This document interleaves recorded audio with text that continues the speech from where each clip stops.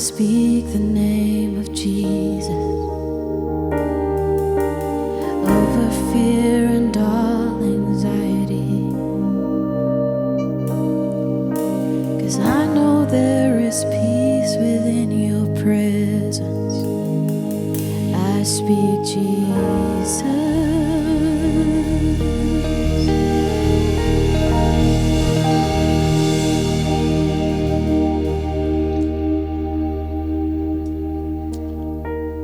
Daar's geen groter naam as Jesus. Immanuel met ons, God met ons. Vader, hoe wonderlik is dit net om te kom as 'n gemeente en U saam te loof en prys en eer vir U grootheid, vir U goedheid, vir U liefde, vir U genade. Dankie vir mense wat talente het, wat voor kan wees, hulle gawes kan bring en ons kan lei in worship om U te aanbid. Dankie Here vir alles wat U vir ons doen. Ons is so lief vir U en die gemeente antwoord. Amen. Dankie dat julle plekke inneem. Kom klap vir die band, lekker hande.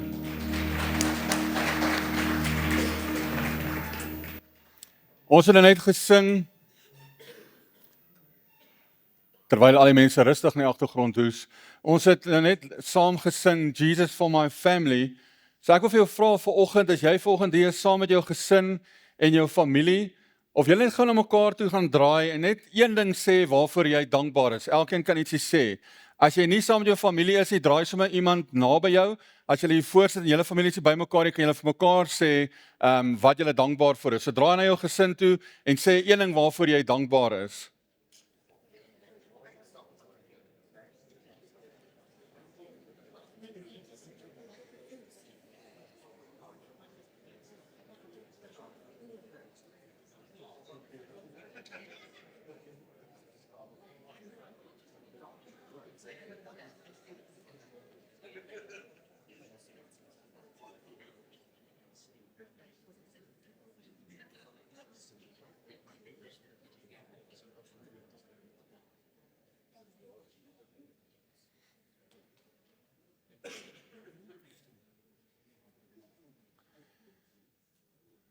Kan ek vra dat ek dan sommer nou 'n gebed doen vir al ons families, vir al ons gesinne. As jy vandag op jou eie, jy is nog steeds deel van 'n familie.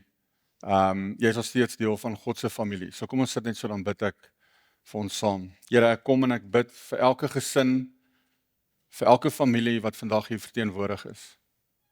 Of ons nou 1, 2, 3, 5, 7 saam is. U is met ons is deel van U familie. Here, ek bid vir elke gesin, U ken elke omstandighede. Ek bid vir die skool wat nou hierdie week begin.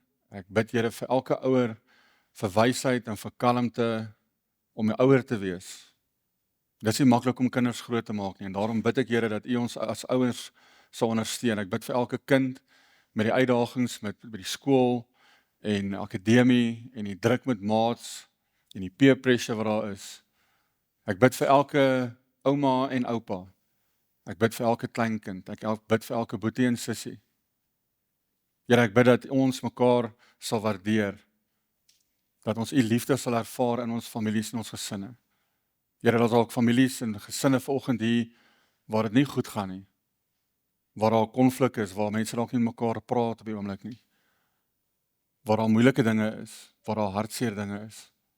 Daar's ook van ons vandag hier wat onlangs een van ons familielede dalk verloor het en daar gemis is. Dankie Heilige Gees dat U ook in daai omstandighede by ons is om ons te vertroos, dat U by ons is om ons te help, Here, om met mekaar oor die weg te kom, om ons te help, Here, om mekaar deur U oë te sien. Lei ons daardeur in Jesus naam. Amen. Nou, ons is besig met ons superfamilie reeks en ek wil volgens vir al die kinders en vir die tieners baie welkom sê in die diens. Welkom dat julle saam met ons hier is en lekker saam met ons kuier. En een ding wat ons verseker vir mekaar kan sê is, ons almal is baie verskillend. Elkeen van ons is anders. So ek gaan vir jou 'n paar vrae vra en dan moet ek nou vra, hier's nou deelname. So as jy kan, as ek iets sê wat op jou van toepassing is, jy net vir my dan kan staan en dan bly staan. So hierdie is die deel waar julle nou deelneem. So wie weet wat beteken skibidi? Julle kan staan. Regtig, iemand moet weet wat dit is. Daar sê halleluja, daar's iemand.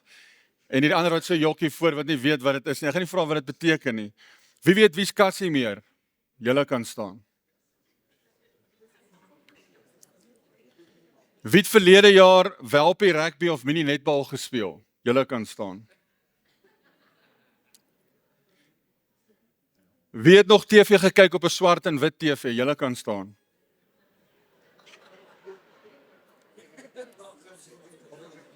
Wie weet wat 'n 6-7?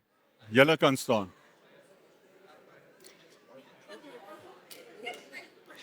Wie weet wat is 'n MP3 player of het 'n iPod of 'n Walkman gehad? Julle kan staan. Wie van julle het al 'n video gemaak op TikTok of op Instagram Reels? Julle kan staan. Want as jy dit ook al klaar gedoen het, kan jy bly staan. Wie het hierdie jaar 'n tand gewissel? Of nuwe tande gekry? Wie het al Minecraft of Roblox gespeel? Daar sê, dankie. Daar sê, ek hou daarvan. Wie hou daarvan om in te kleer? En dan van al die mense wat nou regtig nou nog sit, almal wat van die Springbokke hou en vir Jesus lief is, julle kan ook staan. So kyk net bietjie om jou. Elkeen van ons het vir iets verskillends opgestaan. Elkeen van ons is in 'n verskillende ouderdom, 'n verskillende ervaring gehad, ons het elkeen verskillende stories, ons het verskillende generasies, maar een belangrike ding is, ons is een familie. Een familie, ons is almal God se kinders. En as jy vanoggend hier is, en nou as jy nie deel jou familie by jou nie, wil ek een ding weet, is dat Ruimse gemeente is ook jou familie. Dis jou geestelike tuiste waar jy is. So kom ons, julle kan weer gerus julle plekke inneem, julle kan weer sit. Ek gaan julle vanoggend bietjie laat werk vir julle preek. Julle gaan nie net verniet net sit, julle gaan bietjie saamwerk. Nou een ding wat ons almal oor kan saamstem is, om in 'n gesin te wees is nie altyd maklik nie. As ons nou reg eerlik mekaar is nou, jy hoef nie nou 'n hand op te steek of so te maak met jou vrou nie, maar om 'n gesin te wees is nie maklik nie. Benewens die feit dat ons almal fragile is ons in verskillende fases van ons lewens, ons is verskillende ouderdomme, verskillende persoonlikhede wat in die familie is, en ons kan verwag dat daar gaan konflik wees in 'n familie. En daarom is dit so belangrik dat 'n mens partykeer moet veg vir jou familie. Want dit is die moeite werd, dis die grootste beloning wat daar is. Maar om 'n ouer ook te wees is nie maklik nie. Jy kry nie 'n manual, instruksie manual as jou kind gebore word wat jy moet doen nie. Nou daar was 'n jong pastoor gewees, jy kry mos altyd hierdie experts. Hulle het self nog nie kinders, ek gaan nie Dani se naam noem nie, maar jy kry hierdie experts wat dink hulle weet, maar hulle weet nie eintlik wat ons weet wat hulle nie weet nie. En die probleem met sulke ouens is hulle probeer dan vir jou sê, en daar was eendag hierdie jeugpastoor gewees, weer eens ek praat nie van Dani nie, wat 'n preekreeks gehad het oor ouerskap. En sy eerste tema was hoe om jou kinders groot te maak. En nadat hy later sy eerste kind gehad het, hy verlang nie weer oor die tema gepreek of daar gepraat nie. En terwyl hy weer 'n preek probeer daaroor doen, toe preek hy oor voorstelle vir sukkelende ouers. En die volgende jaar, toe sy vrou 'n tweeling het, toe sy preekreeks wenke vir ouers sonder hoop. En toe sy kinders tieners begin word, het hy uiteindelik met hierdie tema afgesluit, het enige iemand in die gemeente 'n paar woorde van wysheid. Ons kry altyd hierdie experts. Nou ek was ook een van daai mense gewees. Ek en Annette was altyd net agter ons vriende. Ons vriende was almal getroud en toe het ons getroud geraak. Ons vriende het kinders gehad en ons kinders gehad. Nou ry ons baie keer terug van die homestel of ergens af, dan sê ek vir Annette, ons kinders sal nooit so rondhardloop en skree by 'n homestel nie. My kind sal nooit 'n nat knickknacks of 'n nat cheese call in my mond indruk nie. Daar's nie 'n manier nie. En toe moes ek baie nederig raak en agterkom dat ek weet nie eintlik waarvan ek praat nie. Ek het baie te sê, ek is nie 'n expert nie. Nou as ek my kinders vanoggend sou gevra het om met julle te kom praat oor my ouerskap, sal hulle definitief vir julle sê, ek is glad nie 'n expert nie. So ek het vanoggend gedink ek gaan 'n expert vra om ons te kom help in die preek. So ek gaan vir Berna vra dat sy slang vorentoe kom. Berna is by ons kinderbediening en sy is die leier van ons kinderbediening by Ruimse gemeente. Sy en haar span werk elke week. Kobus, jy kan haar net help met haar tafel, dan skuif ek die kant toe. Sy en haar span werk elke week met julle kinders en ek wil 'n paar goed net van Berna sê. Ek ken Berna nou so net so 'n bietjie meer as 'n jaar. Berna het regtig ware passie vir kinders, maar ook vir gesinne. Baie keer kry mense iemand by die kinderbediening en hulle worry net oor die kinders. Hulle het nie die groter prentjie nie. Sy het regtig 'n hart vir gesinne en vir kinders En een ding wat vir my nogal uitstaan van Bernard is haar passie vir die woord. Die eerste keer toe sy kom, ek het die kinderbediening begin 2003, toe ek 14 jaar oud was, het ek die kinderbediening in die gemeente begin, en so het ons maar elke keer het iemand gekom en iets gedoen, en Bernard se eerste was gewees, maar hoorie, ons moet weer teruggaan na die woord toe. Die kinders moet leer wat staan in die woord, die kinders moet die woord ken. En 'n ander passie van haar is definitief om 'n intieme verhouding met God te leef, en ek weet met ons geselsies en als dat regtig waar Bernard se hart is, sy wil gelei wees deur die Heilige Gees om 'n intieme verhouding met God te leef en dan daardeur vir die kinders te leer. So kom ons stap vir haar lekker hande, dan luister ons saam. Ekskuus.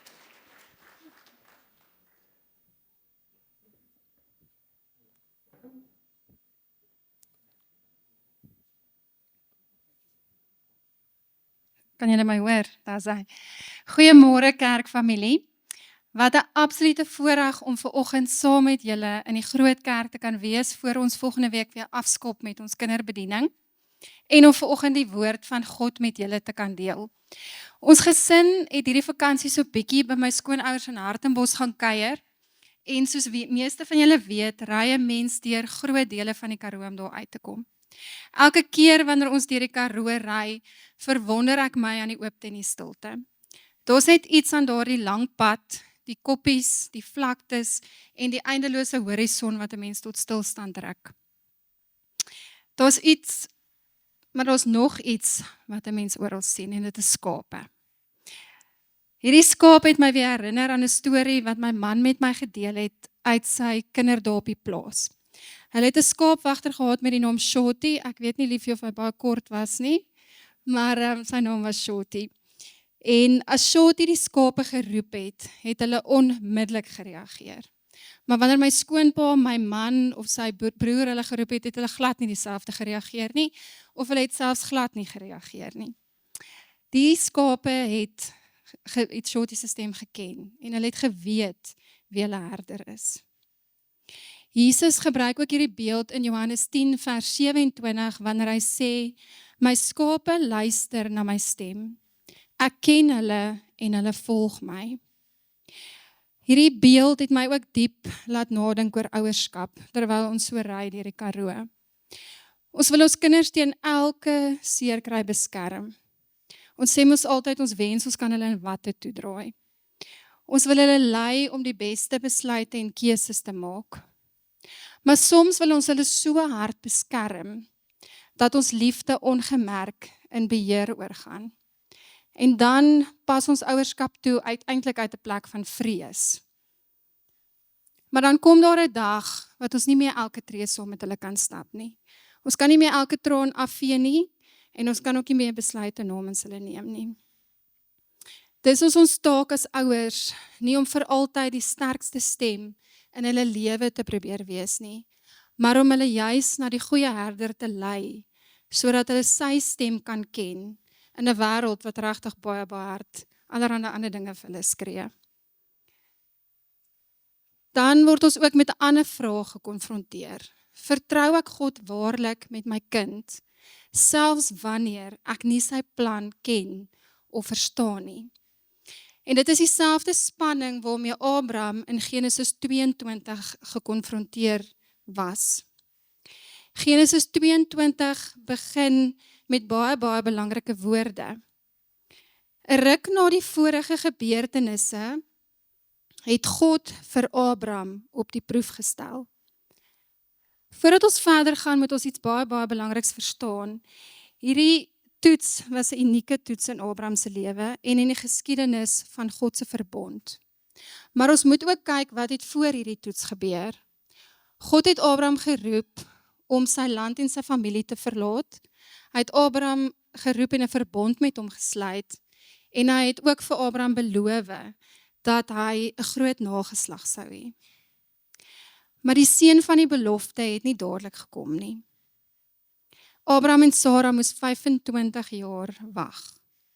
En met verloop van tyd het hierdie belofte menslik gesproke al onmoontliker gelyk. En toe, teen alle menslike verwagting, is Isak gebore. Kan julle vir 'n oomblik indink hoe kosbaar hierdie seun vir Abraham sou gewees het? Hy was nie die seun van die verbond nie. En hy was nie net Isak se seun nie. En elke keer wanneer Abraham na Isak gekyk het, is hy daaraan herinner, God hou sy woord. En dan praat God, vat jou seun, jou enigste seun Isak, wat jy liefhet, en gaan na die landstreek Moria toe, en offer jou seun as brandoffer daar, op een van die berge, wat ek vir jou sal aanwys. Ons hoef nie te maak asof hierdie opdrag maklik of normaal is nie, dit is eintlik uiters ontstellend. God se opdrag lyk asof dit nou bots met alles wat hy beloof het. God het gesê dat die verbond deur Isak sou voortgaan, maar nou vra hy van Abraham om vir Isak te offer. Die vraag is dus nie bloot of Abraham vir Isak sal kan loslaat nie. Die vraag is of Abraham die God van die belofte sal vertrou, selfs wanneer hy glad nie kan verstaan hoe God sy belofte gaan vervul nie. Sal hy God steeds gehoorsaam en hom vrees wanneer die pad vir hom totaal onmoontlik lyk? Gemeente, dit raak ook ons lewens. Ons vertrou God maklik wanneer sy plan ooreenstem met ons plan. Maar wat gebeur wanneer ons as ouers nie verstaan nie? Wat gebeur wanneer ons oor ons kinders bid, maar ons sien geen verandering nie? Of wanneer ons kinders keuses maak, wat ons nie noodwendig sou gemaak het, of waarmee ons saamstem nie? Of wanneer ons hulle wil beskerm, maar ons kan nie die uitkoms beheer nie? Geloof beteken nie, dat ons altyd verstaan nie. Geloof beteken, dat ons God vertrou, selfs wanneer ons nie verstaan nie. Juis omdat ons hom ken. Filippense 4 vers 7 praat van God se vrede, wat alle verstand te bowe gaan. En hierdie quote is vir my so powerful. Dit sê, in order to get the peace that surpasses all understanding, you have to give up your right to understand. Dit vat vertroue. Vers 3 sê, die volgende môre vroeg het Abraham klaargemaak. Daardie sin verras my regtig elke keer. Hy staan vroeg op, hy kap die hout, hy saal die donkie op, hy neem vir Isak en 2 van sy dienaars en hulle vertrek. Die teks vertel nie vir ons wat het in Abraham se hart aangegaan nie, en ons weet ook nie presies wat hy gedink het en gevoel het nie, alhoewel ek my regtig as 'n ouer kan indink, waardeur Abraham moes gegaan het. Maar ons weet wel wat hy gedoen het. Hy het God gehoorsaam. Ware geloof is nie net 'n gevoel nie. Geloof word sigbaar in gehoorsaamheid. Abraham het nie al die antwoorde gehad nie, maar hy het genoeg van God geweet om hom te gehoorsaam. Vers 4 sê, op die 3de dag het Abraham die plek uit die verte gesien. Toe sê hy vir sy slawe, wag hier met die donkie. Ek en die seun gaan daaraan bid, dan kom ons terug na julle toe. Let op wat Abraham sê, ons kom terug na julle toe. Hebreërs 11 getuig van hierdie onwrikbare geloof wat Abraham gehad het. Vers 19 sê, hy was daarvan oortuig dat God by magte is om uit die dood op te wek. Waaruit Abraham vir Isak ook, om dit so te stel, terug ontvang het. So Abraham het vasgeglo dat God dan ook vir Isak weer uit die dood sou opwek. Dit is geloof. Nie geloof dat alles maklik altyd sal uitwerk nie. Nie geloof dat ons altyd die uitkoms sal verkry waarop ons gehoop het nie. Maar geloof dat God getrou bly, al verstaan ek nie. Abraham het die hout vir die brandoffer op sy seun Isak se rug getel en self vuur en 'n mes saamgevat. Terwyl hulle 2 so saamloop, sê Isak vir sy pa, Pa, en Abraham antwoord, ja my seun. Toe vra Isak, hier is die vuur en die hout, maar waar is die lam om te offer?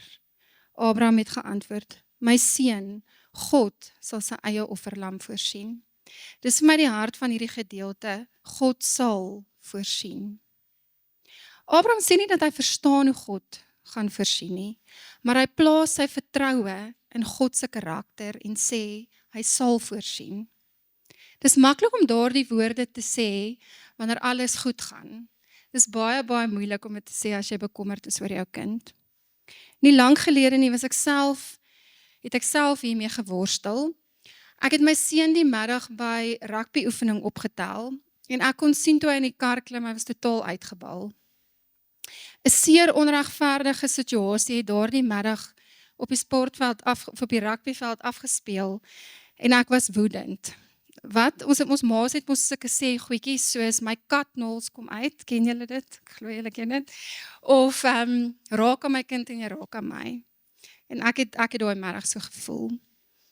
Ek het by die huis gekom en vir my man gesê ons moet onmiddellik 'n afspraak maak met daai onderwyser. Wat ons toe ook gedoen het. En ek het daardie aand nadat my gesin geslaap het, ek kon glad nie slaap nie. Ek is regtig 'n emosionele mens, so ek het op en af in my gang geloop, dan sit ek in die kamer, dan sit ek in die kombuis, en terwyl ek so loop, bid ek, en ek praat met die Here, en ek sê vir die Here, hoe hanteer ek hierdie, wat doen ons, is dit die regte ding, moet ons hierdie onderwyser gaan sien, en ek onthou ek het op 'n tyd, op by my bed gaan kniel, toe die Heilige Gees vir my sê, wees stil en weet, ek is die Here. En alhoewel ek rustiger gevoel het, kan ek vir julle eerlikwaar sê, dit is nie regtig die antwoord wat ek wou gehad het nie. En ek het aanhou bid, en op 'n tyd ook in my kombuis staan, toe sê die Here vir my, ek moet by my seun se bed gaan staan. En ons het 'n worshondjie, en ek het nog so geredeneer en gesê, Here, maar die worshondjie gaan wakker word en my kind, en maar ek was gehoorsaam, ek het ingestap, en ek het by my kind se bed gaan staan, en die Heilige Gees het vir my gesê, raak aan jou seun se voete. En ek het aan my kind se voete geraak, toe ek aan sy voete raak, sê die Here vir my, dit is my seun, vir wie ek lief is, en ek sal hom nooit verlaat nie. Gemeente, ek moes daardie aand by my kind se bed leer, wat dit beteken om jou kind as 'n lewende offer vir God te gee. En om terug te staan, sodat God kan werk, want hy's 'n meester daarin.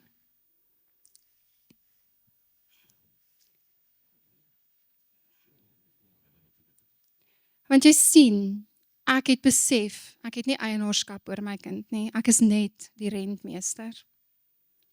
Hierdie is vir my ook so 'n powerful quote wat ek vir julle wil lees. You may want to edit this chapter of your child's story. Meanwhile, God is writing their life's testimony. Abraham en Isak kom by die plek wat God aangewys het. Abraham bou die altaar. Hy pak die hout, hy bind Isak vas en lê hom op die altaar. Dan neem hy die mes. En op daardie oomblik roep die engel van die Here uit die hemel, Abraham, Abraham. Hy het geantwoord, hier is ek. Toe sê God, los jou seun, moenie iets aan hom doen nie. Nou weet ek dat jy my dien. Jy het nie geweier om jou seun, jou enigste seun, aan my te offer nie. Die toets het Abraham se geloof en vrees vir God sigbaar gemaak. Hy het aan God bewys dat God steeds sy eerste liefde is.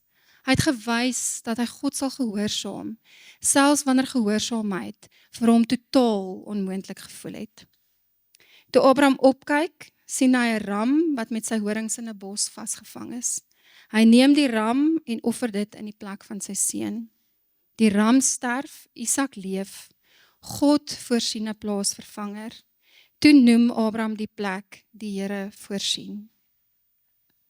Gemeente, dit beteken nie dat God altyd gaan voorsien, presies soos ons dit wil hê, of op die tyd wat ons dit verwag nie.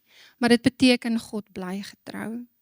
Sy karakter verander nie soos ons omstandighede verander nie, en sy beloftes misluk nie, wanneer ons nie die pad vorentoe kan sien nie. Maar ons is dikwels ongeduldig om te wag op God se tyd. En dan wil ons dinge of situasies in ons eie hande neem of in 'n rigting druk. Wat beteken hierdie vir ons as ouers? Kinders is kosbare gawes uit God se hand. Psalm 127 sê, kinders is 'n erfdeel van die Here. Hulle is aan ons toevertrou. Ons mag hulle diep lief hê en ons moet hulle beskerm, onderrig en lei. Maar ons moet ook onthou dat ons nie eienaarskap oor ons kinders het nie. Ons kan nie ons drome en ideale vir ons kinders se lewens op hulle lewe afdwing en dit dan God se plan noem nie. Ons kan nie altyd seer kry voorkom nie, en ons kan nie altyd besluite namens hulle neem nie. Maar dit beteken nie dat ons rol klein of onbelangrik is nie. Deuteronomium 6 herinner ons dat geloof in die gewone ritme van die gesin geleer en geleef word. Wanneer ons sit, wanneer ons opstaan, wanneer ons op reis is, wanneer ons gaan slaap. Ek was vir jare 'n remediërende onderwyseres voor die Here my geroep het vir voltydse bediening. En, ekskuus, ek wil net so 'n bietjie water gou drink. Voordat die Here my geroep het vir voltydse bediening. En ek het met kinders gewerk uit multikulturele agtergronde. En 3/4 van daardie kinders was regtig minder bevoorregte kinders. En ek het so gewoonte gehad, as ek in die oggend of elke klas voor hulle instap, het ek by my deur gestaan, en dan het ek, vooraf het ek vir die kinders gesê, as jy 'n drukkie wil hê vandag, kan jy 'n drukkie by juffrou kom haal, en ek het by die deur gestaan, want hierdie kinders was absoluut fel honger. Ek weet nie, of party dae, dink ek nie eers hulle het 'n drukkie gekry nie. En hierdie kinders was nie net fel honger nie, maar hulle het absolute behoefte gehad aan emosionele koneksie. Baie van daardie kinders word glad nie in 'n huis groot waar hulle God ken nie. Die punt wat ek vanoggend daardeur wil maak is dat ons in 'n ongelooflike bevoorregte posisie sit om Jesus Christus te ken. En daarom kan ons nie lui wees nie. Ekskuus, ek praat nou nie iets wat ek eintlik beplan het om te sê nie. Ons kan nie lui wees nie. Ons kan nie lui wees in ons geloof nie. Ons kan nie okay wees met net 'n Bybel storieetjie en 'n gebedjie elke aand nie. Daarom sê Deuteronomium 6 sê vir ons, geloof word gevorm wanneer jy sit, wanneer jy opstaan, wanneer jy op reis is en wanneer jy gaan slaap. So ek wil julle vanoggend regtig uitdaag, ouers, om Jesus Christus deel te maak van jou daaglikse gesprekke. Om wanneer jy skool toe ry, prys en worship musiek aan te sit en die voorbeeld te wees vir jou kinders van hoe ons God regtig dien. Ek sit baie keer langs my kinders of my seuns se rugby wedstryde en ek sien hoe ons met passie ondersteun, hoe ons met passie vol is oor wanneer ons kind 'n 3 druk of wanneer hulle 'n ou kas toe getackle het. En dan sê ek vir die Here, loof en prys ons U ook so. As ons hierdie passie het vir sport, vir kultuur, vir ons kinders se aktiwiteite, het ons dieselfde passie vir God. Want hy is tog eerste prioriteit. Ons kinders luister na wat ons sê, maar hulle kyk ook hoe ons leef. Hulle sien hoe ons reageer wanneer dinge verkeerd loop. Of selfs kan ons vergifnis vra, of gaan ons werklik na God toe wanneer ons bang en onseker is. Maar hier lê ook genade hierin, want ons kinders het nie volmaakte ouers nodig nie. Hulle het wel ouers nodig wat weet hoe afhanklik hulle van God is. Sommige van julle sit dalk vanoggend hier met skuldgevoelens oor dinge wat jy voel jy as 'n ouer anders sou gedoen het. Miskien is jy te hard op jou kind, of is jy dalk 'n afwesige ouer, of probeer jy jou drome en ideale op jou kind se lewe afdwing. Waar daar sonde is, moet ons dit eerlik en opreg voor God bely. Maar God se genade is ook groter as ons tekortkominge. Ons word geroep om vandag getrou te wees. Genesis 22 eindig nie by Abraham en Isak nie, dit wys vorentoe. Eeue later was daar weer 'n vader en sy geliefde seun. Weer is daar hout, weer is daar 'n offer. Maar hierdie keer roep niemand uit die hemel, stop nie. Hierdie keer is daar nie 'n ram wat in die plek van die seun sterf nie. Hierdie keer is die seun die lam. Paulus skryf in Romeine 8, wat die wet nie by magte was om te doen nie, omdat dit weens ons sondige natuur te swak was, dit het God gedoen. Hy het met die sonde afgereken deur sy eie seun in dieselfde gestalte as die sondige mens te stuur. So het hy die sonde in die sondige bestaan van die mens veroordeel. God het uiteindelik nie toegelaat dat Abraham vir Isak offer nie, maar God het sy eie seun gegee. Jesus het die plek van sondaars ingeneem. Hy het die offer geword wat God voorsien het, die lam van God. Daarom rus ons hoop nie in die sterkte van ons geloof, of volmaakte ouerskap, of die vermoë om ons kinders se lewe op die beste manier te bestuur nie. Ons hoop rus in Jesus Christus. Miskien sit jy vanoggend hier met 'n swaar hart oor jou kind. Miskien bid jy al baie lank en weet jy nie wat die volgende stap moet wees nie. Genesis 22 gee nie vir ons 'n maklike antwoord op elke vraag nie. Maar dit herinner ons dat God vertrou kan word. Hy hou sy beloftes. Hy voorsien en hy bly God, selfs wanneer ons nie verstaan wat hy doen nie. Doen daarom vandag wat getrou en wys is. Wees lief vir jou kind, luister, bid, maar moenie probeer om die gewig te dra wat net God kan dra nie. Jy is nie jou kind se verlosser nie. Jy is geroep om jou kind getrou na die goeie herder te wys. En wanneer jy nie weet wat voor lê nie, kan jy saam met Abraham sê, God sal voorsien. Nie omdat ons altyd die uitkoms kan sien nie, maar omdat ons die lam kan sien wat hy reeds voorsien het. Jesus Christus, dit is ons hoop. Amen. Kom ons bid saam. Almagtige God en Hemelse Vader, baie dankie vir die voorreg wat ons het om vanoggend hier as medegelowiges saam te kan wees. Jesus Christus, ek wil vanoggend elke persoon in hierdie gemeente aan U opdra, maar ook in besonder ons ouers, Here. Ons het 'n enorme taak op ons skouers en daarom kan ons hierdie taak nie sonder U aanpak nie. Ons bely dit vanoggend, Here. Ons het U wysheid nodig. Ons het insig nodig. Here, gee dit asseblief vir ons. Maak ons asseblief bewus van die behoeftes wat ons kinders het en waar ons nodig het om aandag daaraan te gee. Maar Here, gee ook vir ons die leiding om terug te staan wanneer U wil werk, sodat ons nie in die pad sal kom nie, Here Jesus. Here, ek wil U vra dat U vandag elke huisgesin in besonder sal aanraak, elke persoon wat vanoggend hier sit, Here Jesus.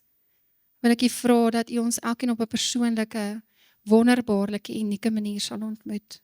En Here, dat U die middelpunt sal wees van waaruit ons daaglikse lewe vloei. Dankie Here dat ons hierdie na U toe kan bring en dat U altyd getrou is vir die kinders wat vir U lief is. Ek loof U daarvoor, Here. Amen. Amen. Baie dankie Berna, dankie vir julle ook. Daar's nou lekker koffie en tee om te drink. Ondersteun ook Coffee the Bible. Ek wil asseblief vra as ons uitry, gebruik die ondersterk om uit te ry. En as jy by die teeaansluiting kom om links te draai, ons vra nie om snaaks te wees of om my te please nie. Dis regtig belangrik dat ons almal sal links draai. Jy kan onder 'n U-turn gemaak by die casino as jy aan die ander kant toe moet ry. So ek vra mooi dat ons almal daar sal saamwerk. Kom ons sit net so, dan ontvang ons die seën van die Here. Mag die liefde van God die Vader en die genade van sy Seun Jesus Christus wat vir ons aan die kruis gesterf het in ons plek en die teenwoordigheid van die Heilige Gees elke dag met elkeen van ons wees en die gemeente antwoord. Amen.